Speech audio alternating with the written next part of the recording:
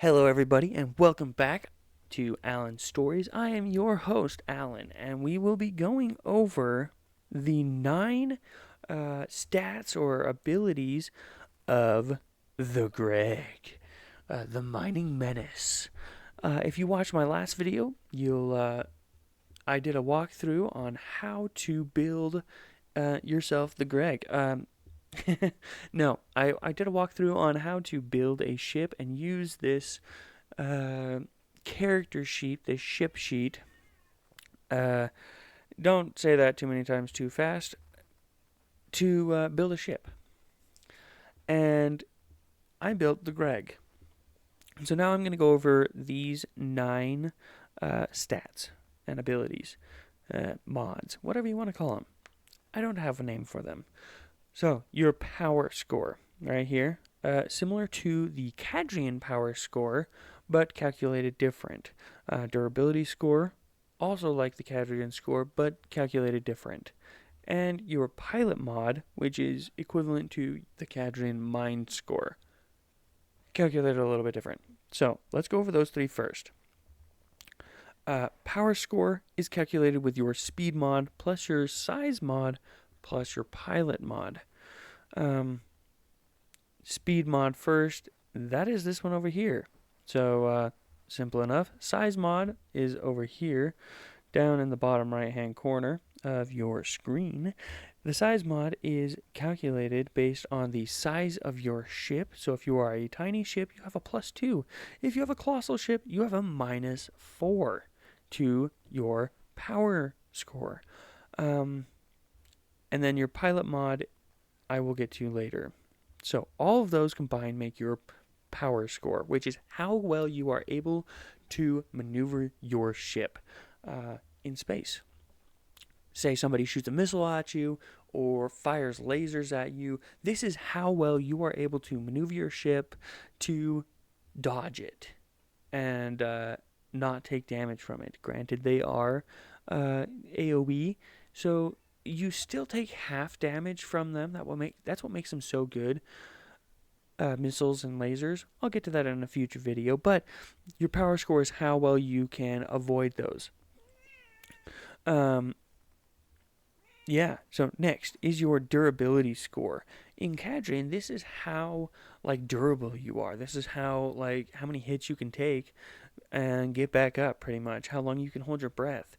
In the ships, it's a little bit different. This is just how much beating you can take when it comes to uh, physical abrasion. It is your size and your armor. Armor is down here. I don't really need to change that. There's different kinds of armor, so just regular armor plating. Let's say I did a 9.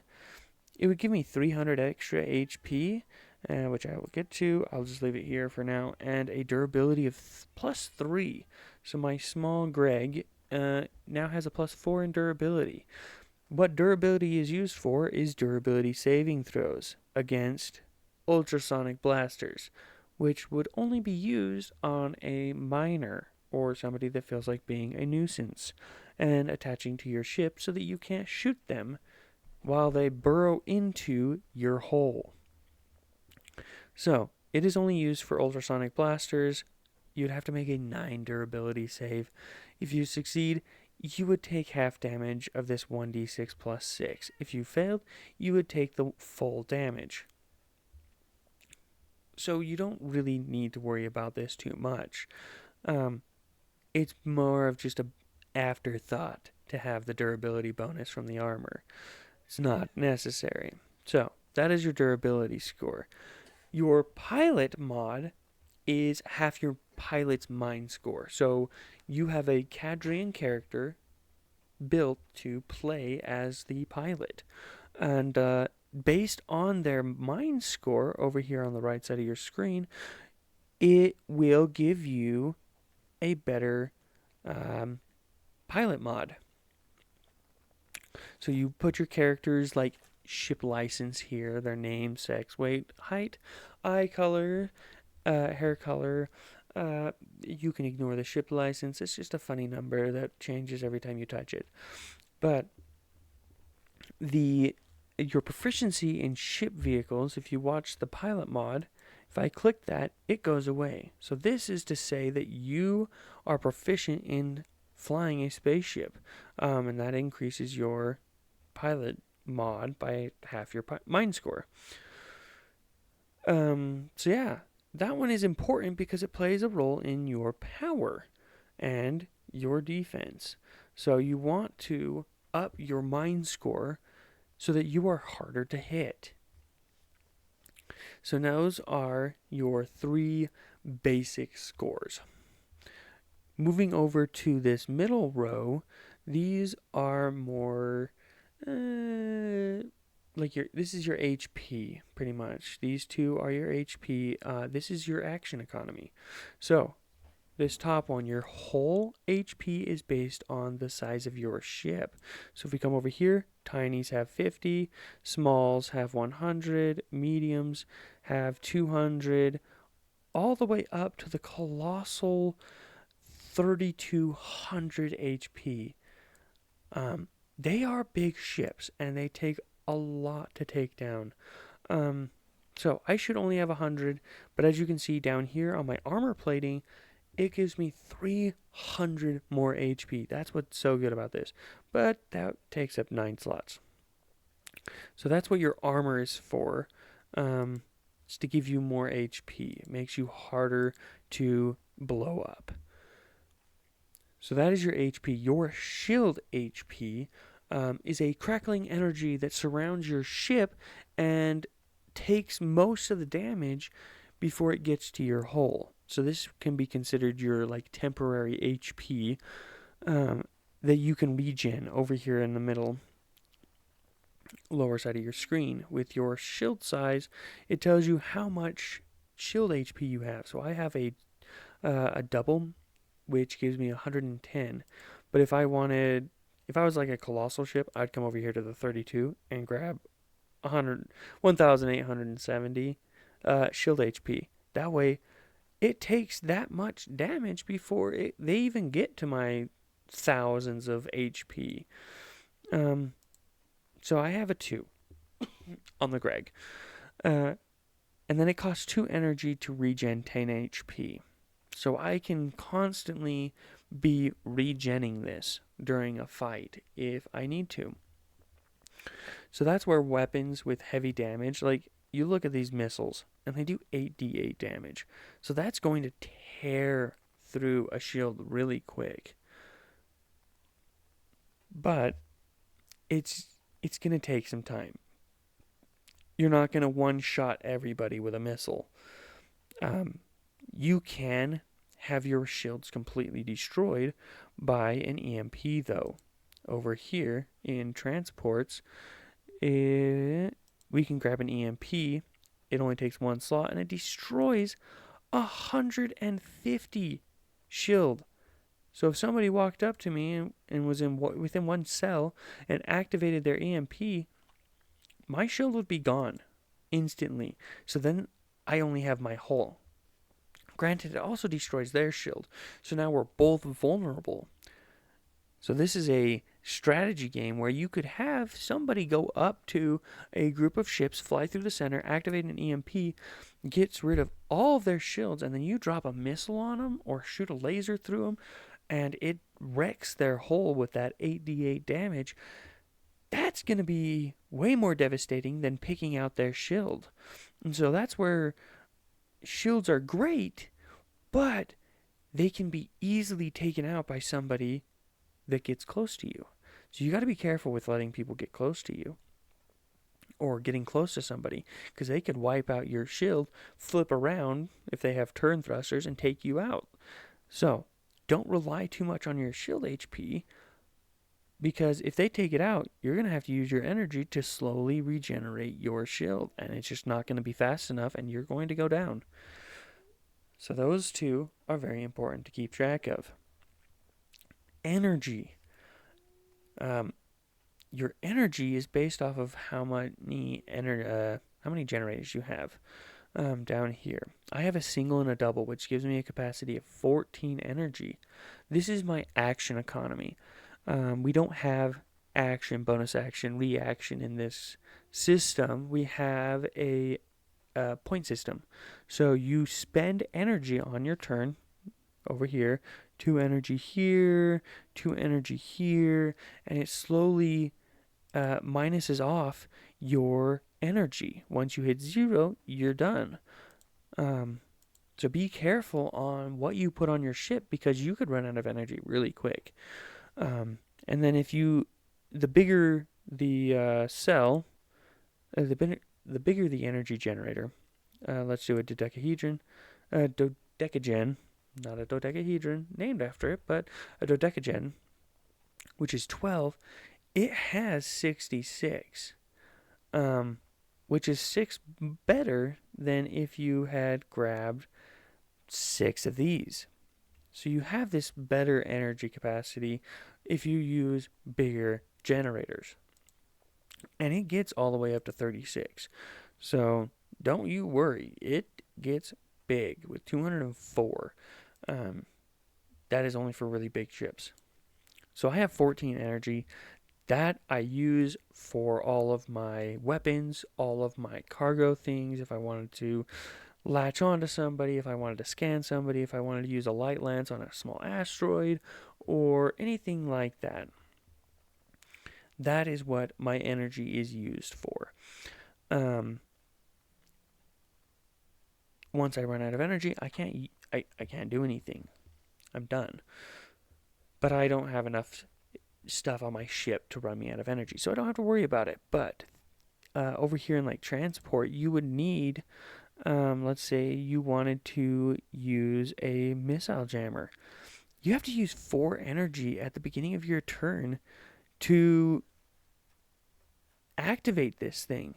And so it's like super expensive, but nowhere near as close as, let's say, a cloaker. Say you have a large cloaker. It takes 27 energy.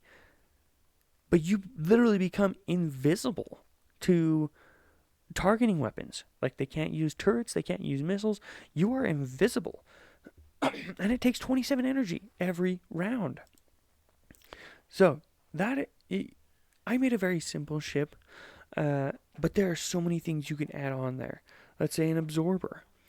It costs 6 energy and you reduce damage dealt by lasers and stuff. Lasers and I can't remember if no, reflectors do. Reflectors are lasers. Absorbers are just like any damage coming in. And then decoy flares. These are your reaction things. So somebody fires a missile at you, you drop 4 energy to drop a decoy flare, and it detonates. It makes the saving throw for you for that missile, and if it succeeds, then the missile detonates and doesn't do any damage to you. So that's where those come in handy. I didn't put any of those on because I don't think Russell will be mean enough to blow me up with a missile. So that is energy. It was a very long explanation of it, but that is your energy. That is your action economy. So the bigger your ship, the more energy you're going to have, the more guns you can fire, the more you can move. That is super important. Now, your speed, defense, and attack bonus, these are things you are going to need in combat. This tells you how many cells you can move. So a cell is 1 hex. So I can move 2 hexes, which on a huge map, that's not very much. When you're looking at like a lot of TTRPGs and you're moving 30 feet, 40 feet, 50 feet, and each square is 5, like you're moving 5, 6, 7, 8 squares. You feel like you can do a lot, but all spaceships are ranged fighters. You don't want to get super close, or else somebody's going to use an EMP on you. So you want to keep your distance. So I can move 2 cells. This also plays a role in my defense and my power. So I want to keep this up, but I just ran out of room. Now, defense This one is how hard I am to hit. As you can see, I have a 21 defense. This is built based on my size down in the bottom right down here. I am a small, so I have a +1. It starts off at a 16 because that is the defense of iron and steel.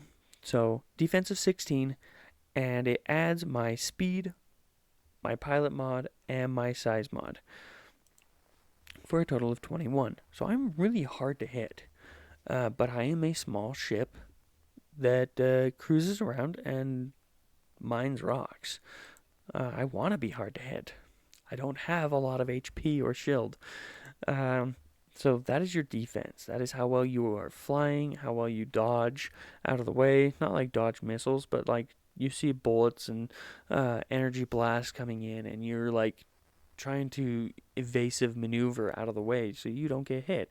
That is your defense. Now, attack bonus. This is your pilot mod plus your range weapons level. Super simple. That plus this 5 over here on the right side of your screen. As you get better at ranged weapons, literally doing anything with ranged weapons will increase this. So as you focus on ranged weapons, it will increase your attack bonus up to 15 because it's half your pilot's mind score plus your full range weapon level. So you can get up to plus 15 to hit. I've got a 21. That means they can literally roll a 6 and hit me because they just have to get 21 or higher to hit me. Critical hits still apply. So if they get a 31, they get to do critical damage to me, which is, if we jump down here, the only one I could use critical damage on is this, so it'd be 2d8 plus 8 damage. That hurts. That goes through a shield quick. So that is why you want to up your attack bonus. And you do that through upping your range weapons.